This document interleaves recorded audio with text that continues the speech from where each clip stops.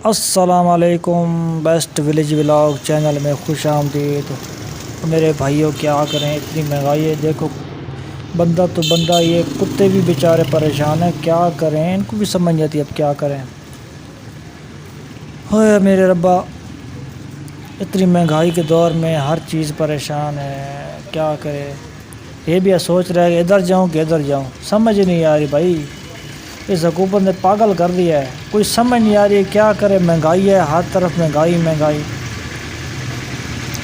میں آج بیٹھا تو میں نے دیکھا یار کتا بڑا پریشان بیٹھا ہے، اور اس کی پریشانی کی ایک ہی وجہ ہے، ہر چیز مہنگی ہے۔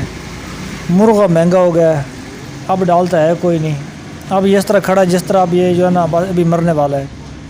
اس کو سمجھ نہیں آ رہی میں کیا کروں، کدھر جاؤں۔ کھانے پینے کے لیے چیزیں اتنی مہنگی ہو گئی ہیں کہ ہر چیز پریشان ہے۔ ابھی دیکھنا بیچارہ ایک دوسرا بھاگتا بھاگتا آئے گا، وہ ادھر اپنی سیٹ سنبھالے گا۔